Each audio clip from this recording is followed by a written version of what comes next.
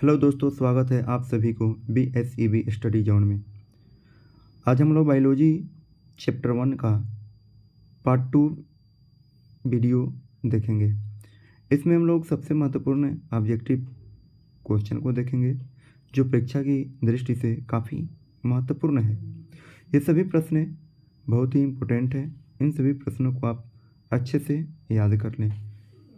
तो हम चलते हैं क्वेश्चन पर। क्वेश्चन नंबर 1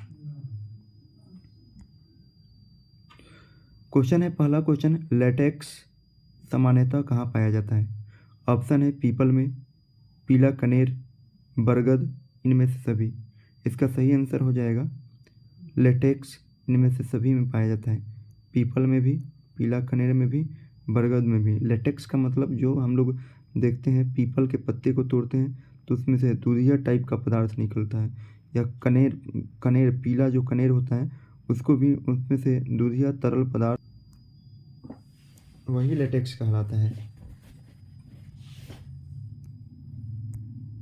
नेक्स्ट क्वेश्चन देखते हैं। क्वेश्चन नंबर 2, मानव हृदय में पाए जाते हैं 3 वेस में, 4 वेस में, 5 वेस में, 2 वेस में। इसका सही आंसर हो जाएगा मानव हृदय में 4 वेस में पाए जाते हैं। वेस में का मतलब होता है 4 चैम्बर। 4 चैम्बर, मानव हृदय में 4 चैम्बर पाए जाते हैं। इसका आंसर हो जाएगा बी नंबर। क्वेश्चन नंबर 3, मानव मूत्र में यूरिया की प्रतिशत मात्रा होती है। मानव मूत्र में यूरिया की प्रतिशत मात्रा होती है। ऑप्शन दिया है 96%, ऑप्शन नंबर बी 60%, सी 2%, डी नंबर इनमें से कोई नहीं। इसका सही आंसर हो जाएगा ऑप्शन नंबर सी 2%। मानव मूत्र में यूरिया 2% होता है। क्वेश्चन नंबर 4, मस्तिष्क में विभिन्न सूचनाएं किस रूप से संचालित होती है? मस्तिष्क में विभिन्न सूचनाएं किस रूप में संचालित होती है? ऑप्शन है चेतना, आवेग, उद्दीपन, संवेदन। इसका सही आंसर हो जाएगा उद्दीपन, ऑप्शन नंबर सी। अगला क्वेश्चन है क्वेश्चन नंबर 5, इनमें से किसकी उपस्थिति के कारण रक्त लाल दिखाई देता है? ऑप्शन ए है सेफ्रीन, option B fibrin, option C haemoglobin, option D serum. इनमें से किसकी उपस्थिति के कारण रक्त लाल दिखाई देता है?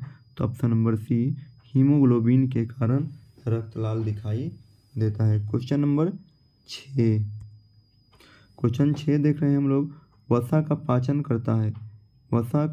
करता है। Option A pepsin, option B trypsin, option C lipase, option D amylase. इसका सही आंसर हो जाएगा option C lipase. Question number 7, वाष्पोत्सर्जन क्रिया कैसी प्रतिक्रिया है? वाष्पोत्सर्जन क्रिया कैसी प्रतिक्रिया है? ऑप्शन है ए नंबर शारीरिक, बी नंबर भौतिक, सी रासायनिक, डी नंबर प्राकृतिक। इसका सही आंसर होगा भौतिक प्रक्रिया। वाष्पोत्सर्जन क्रिया कैसी प्रक्रिया है? तो भौतिक प्रक्रिया है, option number B. Question number 8, पौधों में प्रकाश संश्लेषण का स्थान है। Option A mitochondria, chloroplast, leucoplast, इनमें से कोई नहीं। क्वेश्चन पूछा जा रहा है पौधों में प्रकाश संश्लेषण का स्थान है। Option A mitochondria, chloroplast, leucoplast, इनमें से कोई नहीं। इसका सही आंसर हो जाएगा पौधों में प्रकाश संश्लेषण का स्थान क्लोरोप्लास्ट में होता है, क्योंकि क्लोरोप्लास्ट में क्लोरोफिल वर्णक पाया जाता है और इसी कारण पौधे अपना भोजन बना पाते हैं।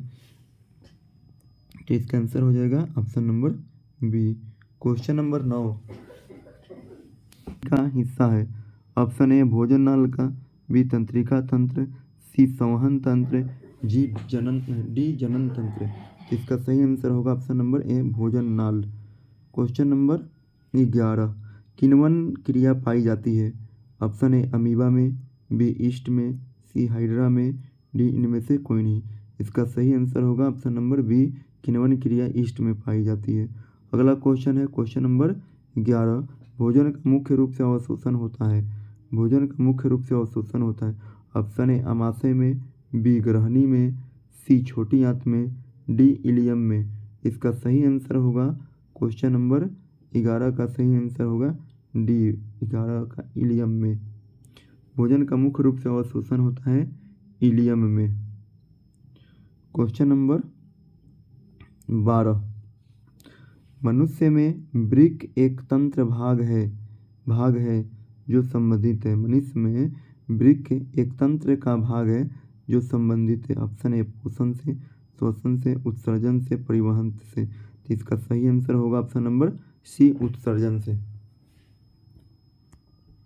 क्वेश्चन नंबर 5, प्रकाश संश्लेषण की क्रिया में उत्पन्न होता है। प्रकाश संश्लेषण की क्रिया में उत्पन्न होता है, क्वेश्चन नंबर 13 है, प्रकाश संश्लेषण की क्रिया में उत्पन्न होता है। Option A protein, option B कार्बोज, option C vitamin, option D oxygen. तो प्रकाश संश्लेषण से क्या उत्पन्न होता है, तो हम देख रहे हैं इसमें 4 ऑप्शन दिया है, प्रोटीन, कार्बोज, विटामिन, ऑक्सीजन। तो इसका सही आंसर हो जाएगा option number B कार्बोज।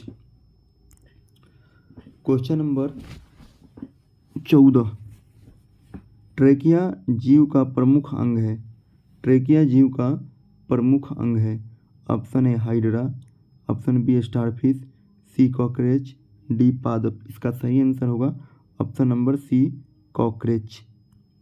Question number 15, सांस लेने और छोड़ने को कहते हैं अंतःश्वसन, निःश्वसन, श्वासोच्छ्वास। इनमें से कोई नहीं। इसका सही आंसर होगा ऑप्शन नंबर सी, सांस लेने और छोड़ने की क्रिया को श्वासोच्छ्वास कहते हैं। क्वेश्चन नंबर 16 में है, सांस लेने और छोड़ने की प्रक्रिया को क्या कहते हैं। तो सांस लेने और छोड़ने की प्रक्रिया को श्वासोच्छ्वास कहते हैं। Option number C. Question number 17, पित्त रस कहाँ से स्रावित होता है। पित्त रस कहाँ से स्रावित होता है। ऑप्शन दिया हुआ है, ए नंबर आमाशय से, बी यकृत से, सी छोटी आंत से, डी इनमें से कोई नहीं। इसका सही आंसर होगा ऑप्शन नंबर बी, पित्त जो है यकृत से स्रावित होता है। पित्त जो है यकृत से स्रावित होता है। क्वेश्चन नंबर 18 दिया है, गार्ड कोशिका की कौन सी भित्ति मोटी होती है। गार्ड कोशिका की कौन सी भित्ति मोटी होती है। ऑप्शन दिया है, ए भीतरी, बी बाहरी, सी पार्श्व, डी इनमें से सभी। इसका सही आंसर होगा ऑप्शन नंबर ए भीतरी। गार्ड कोशिका की कौन सी भित्ति मोटी होती है, तो भीतरी भित्ति मोटी होती है। क्वेश्चन नंबर 19, एक स्वच्छ मनुष्य में रक्तचाप औसत होता है। एक स्वच्छ मनुष्य में या स्वस्थ मनुष्य में रक्तचाप औसत होता है।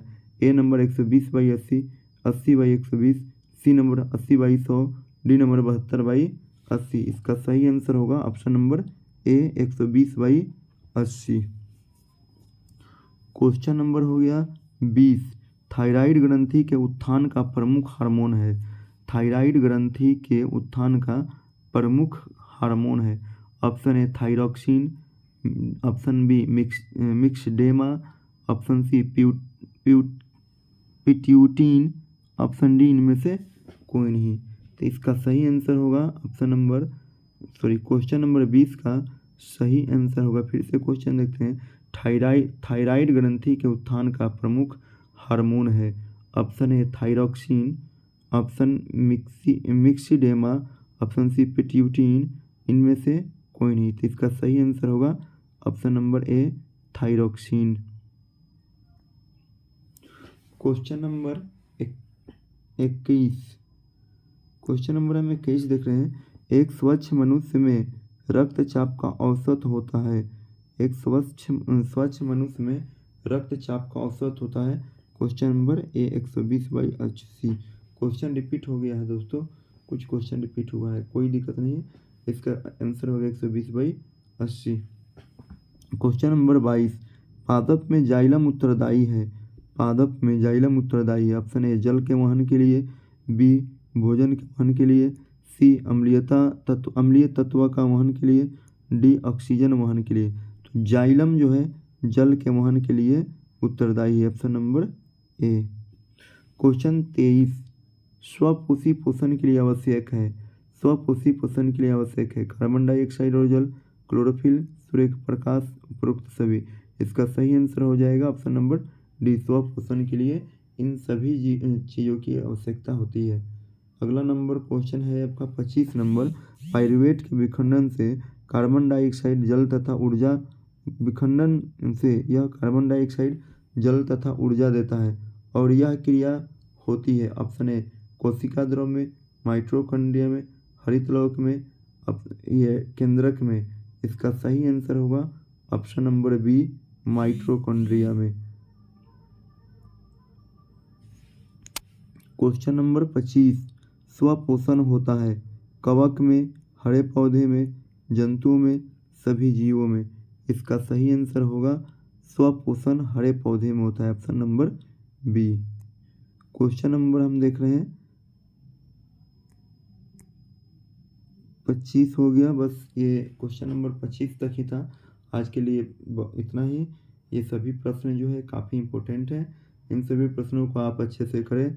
हमें उम्मीद है कि बिहार बोर्ड 2026 की परीक्षा के लिए ये सभी काफ़ी महत्वपूर्ण क्वेश्चन है और काफ़ी ये काफ़ी परीक्षा में हेल्प होंगी या इससे आपको मदद मिलेगी। थैंक यू दोस्तों, धन्यवाद।